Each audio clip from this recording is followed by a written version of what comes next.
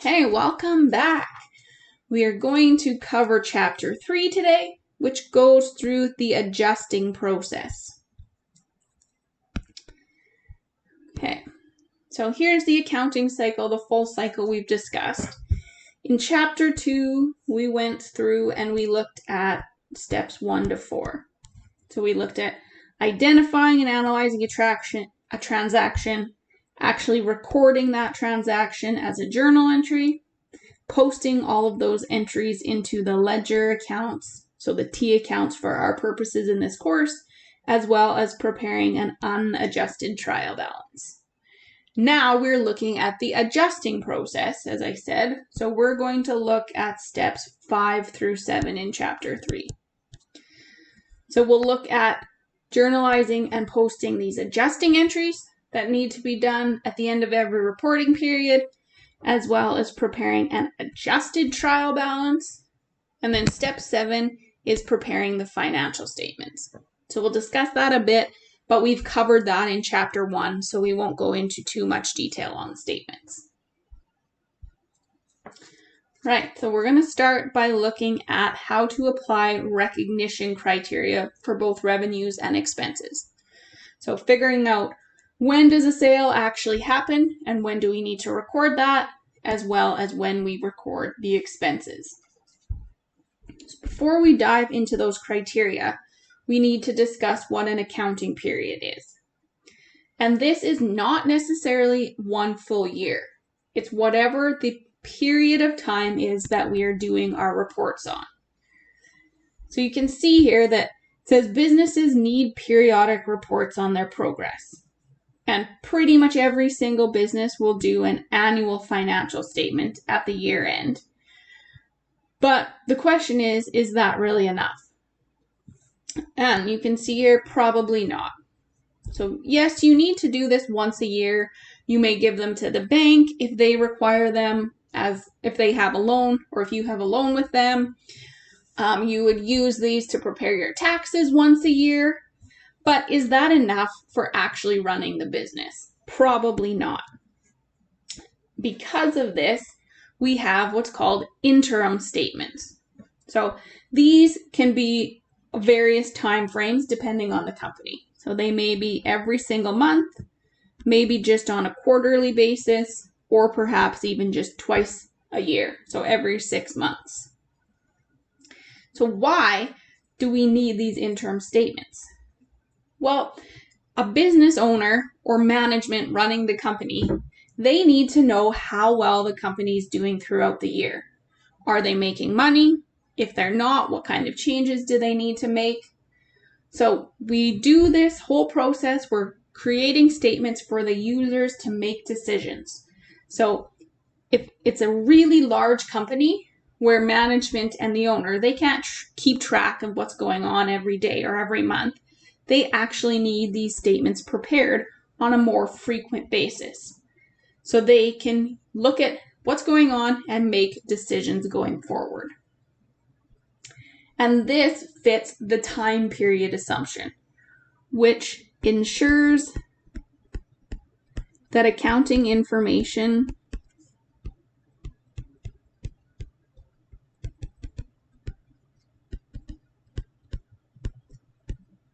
is reported at regular intervals.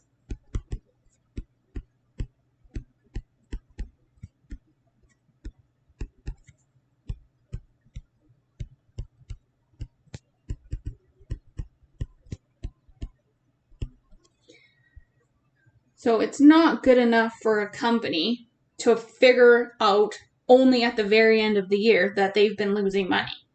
If they waited a year to know that, it's too late. So they need this information on a regular interval.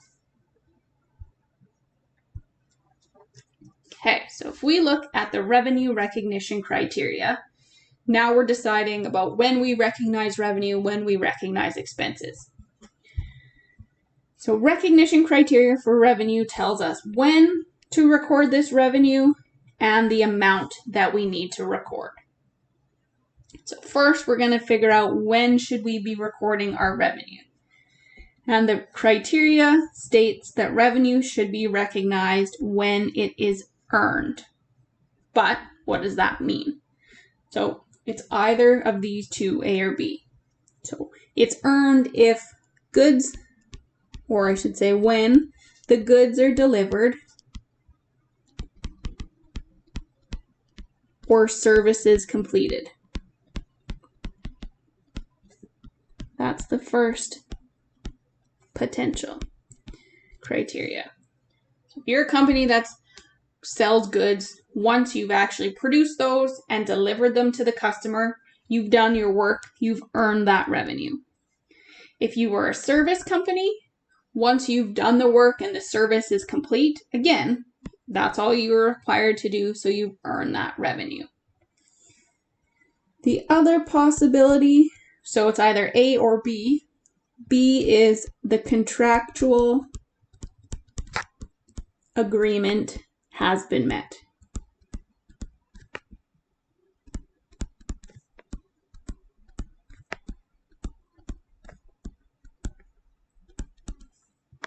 And an example of this would be an insurance company.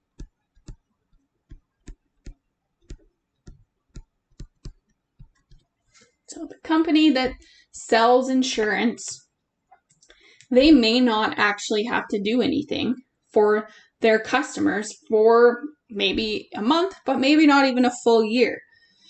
But they have this contract in place that says they're there, they're providing insurance if you need it. So if a company has a claim that they put into the insurance company, they would have to deal with that, either pay them out or fix what was needed. But if these customers never had a claim, the insurance company might not actually do anything throughout the year. But that doesn't mean that they're not earning any revenue, because every single month they've been there if they were needed. So as that contractual agreement is met, as the time passes, they are earning their revenue for that period of time. Okay, so now we know the when, and you can see here, it's all about when the revenue is earned. We're not discussing when cash changes hands. So it's not, GAAP does not base revenue recognition on when cash is paid. It's actually when the work is done or when an agreement is met. So that's our when.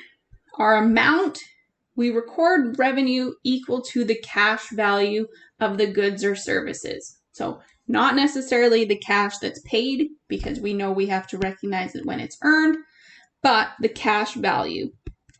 So the amount you expect to receive.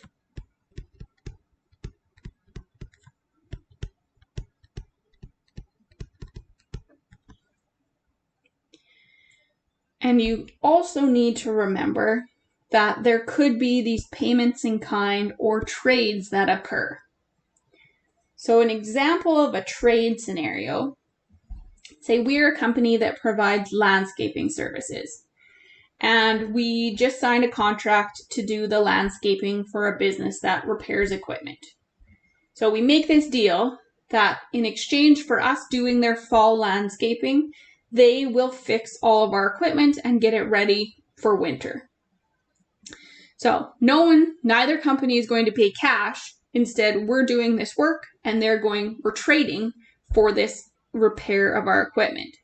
So is there anything that we record here? Yes, a transaction has happened even though there's no cash. So we would look at this trade and we would still need to record revenue and expenses. So we would say what is the cash value that we would have charged them if we didn't have this trade scenario. So if we were just doing a normal job and they were going to pay cash, what is that value? And that is what we would recognize as our revenue, and then also have an expense to repairs and maintenance for that same amount. In our course, the amount will either be given to you in the question or you'll be able to calculate it. So you'll have the information necessary to figure out the amount. Okay, so that's revenues. Expense recognition criteria are what we're going to discuss next. So first we start here with the definition of expenses. And it says it's the cost of assets and services that are consumed when earning revenue. So we talked about assets as having this future benefit. Well, once we consume those, it becomes an expense to the company. Or if it's a service that is done for us, as soon as that's done, it is an expense for the company. So expenses are recognized or they're recorded in an entry when the benefit occurs. So when we're actually getting the benefit from whatever's going on, a good that we're using or a service, that's when we need to record the expense. And this falls under the matching objective. So two parts that we could have here. You're either matching expenses incurred with the related revenues earned during the same accounting period. So this happens when you have a direct relationship between revenue earned and the cost of that. So the example here is the cost of a product that's been sold. Back in chapter 1, we looked at preparing financial statements and we recognized the cost of goods sold right below the revenue. Those two items are directly linked to each other. So you couldn't have that sales revenue without actually having that good that you sold. So there is a direct relationship there. So when we record the revenue, we also need to record that related expense. But the second part here, B, you may have to match expenses incurred with the appropriate time period. Not all expenses will be directly related to revenue. So for example, it says here rent or utilities perhaps, insurance and expense is another one. So you can't directly match insurance expense with earning revenues. You're insured for a whole year, that doesn't match up with revenue. So you're now instead going to look at the time period covered. So if you pay insurance for a full year, each month you're going to have a particular amount that you need to expense. So if we think about the why we need to have revenues and expenses follow these criteria, take a minute and think about that. So we're not doing it just when we have cash. We're actually recognize revenues when they're earned and expenses when they're incurred. So when we actually get that benefit. So the reason why we would do this, number one, is for accuracy. So accurate and complete information.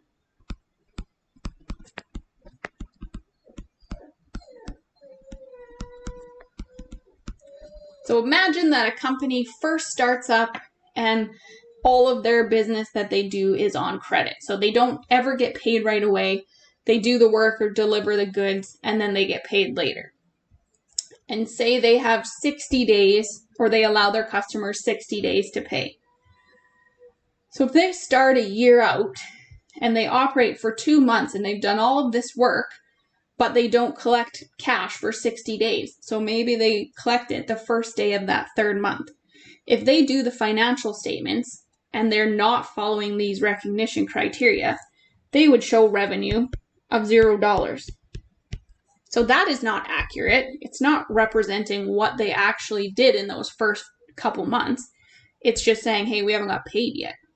So we need to follow these criteria for both revenues and expenses. So we're showing accurate information. And then a second reason is so that there's less room for manipulation.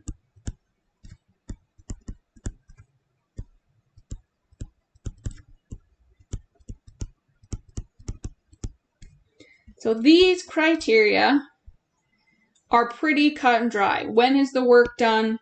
When's the insurance policy? When you get into further or higher level accounting courses, if you do any more, you will break these criteria even further down.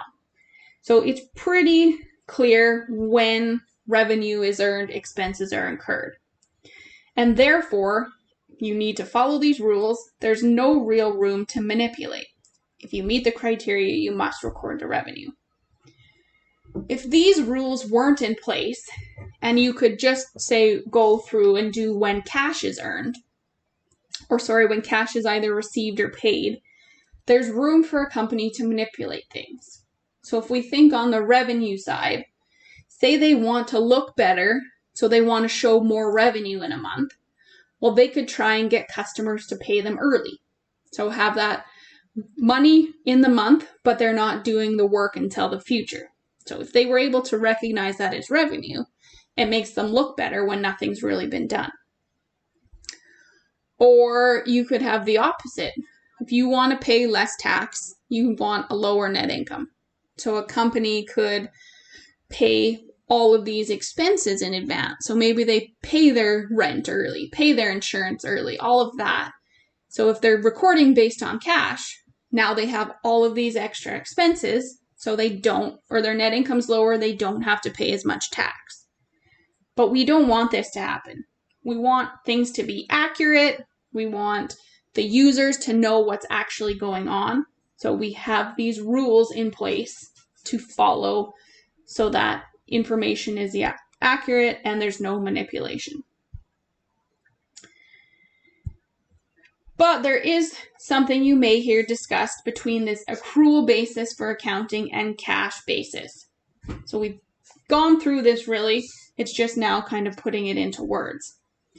So the accrual basis for accounting is what we just discussed. It records the effects of every business transaction as it occurs, no matter when the cash payment happens. So we can move down here, the accrual basis. Revenues are recorded when they are earned. So this is what we just discussed. And you record expenses when they are incurred. So when you get that benefit.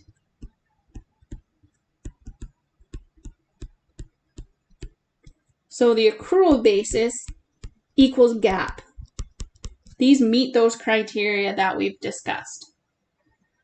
Cash basis accounting is recording transactions only when the cash receipts and cash payments occur. So you can see below here, under cash basis, you record revenue when cash is received.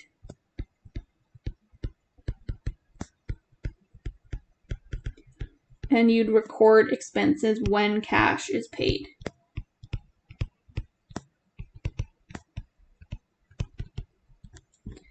Now, we discussed that accrual basis is GAAP, so this is the right way. So do you think cash basis is allowed when you're preparing statements? No, it's not. So cash is not allowed under GAAP.